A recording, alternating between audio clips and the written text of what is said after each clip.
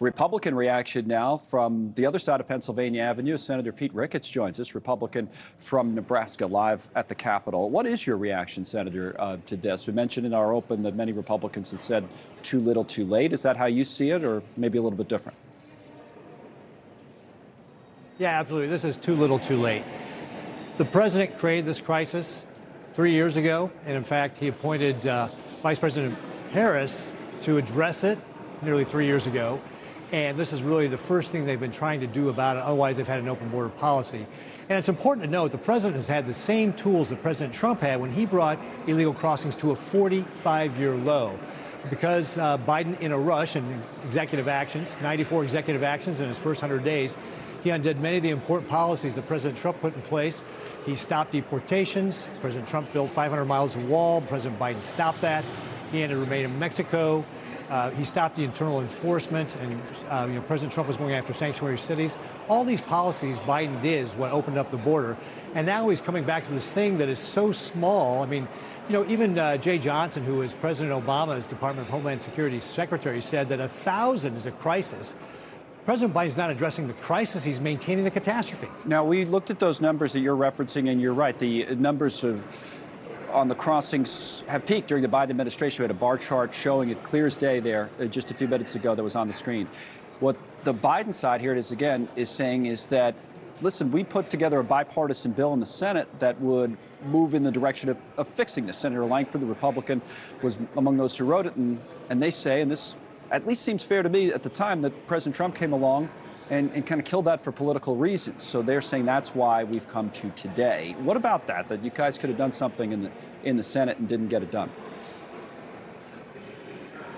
Well, either the Biden administration is stupid, or they think we're stupid, or they're incredibly cynical, because that bill that you're talking about set the level of illegal crossings at 5,000. So even they acknowledge in their executive action that 5,000 was way too high. Why would you expect Republicans to vote for something that was 5 times the level that Secretary Johnson said was a crisis? It's just crazy. And when they brought that bill back the second time, they didn't come back to us and say, hey, let's negotiate it. Failed once. What can we do to tweak the bill? Nothing like that.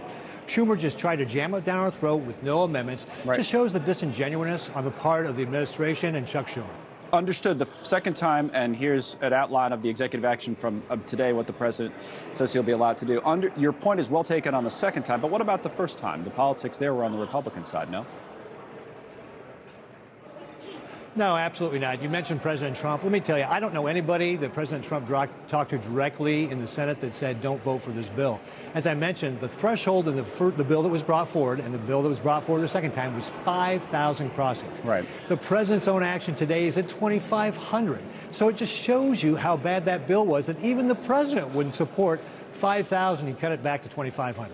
Now, what about people on the complete other side of you politically, the progressives, some in the House I've seen, and other progressives who say, the president's going too far here, that he's taking a page out of the Trump playbook. What they're doing is comparing it to the Trump executive action years ago, the executive order, I believe that may have been in 2018, 2019. That was shot down in the courts. Remember, how is this different than that, or how do you see it differently?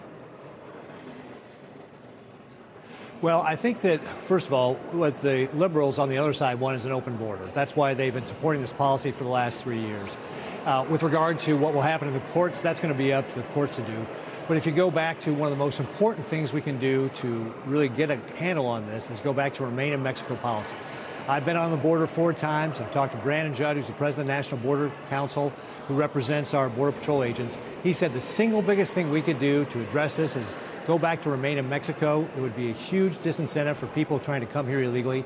The president has the authority to do that. He's just choosing not to. He has the tools, he just won't use them. Now, Judd did support that, not to go back to this to the well too many times in one interview, but he did support that bill we talked about because we had him on at the time. But again, going back to the bill, it was set at a level twice as much what the president's proposing himself. Again, it just shows you the hypocrisy of the Democrats.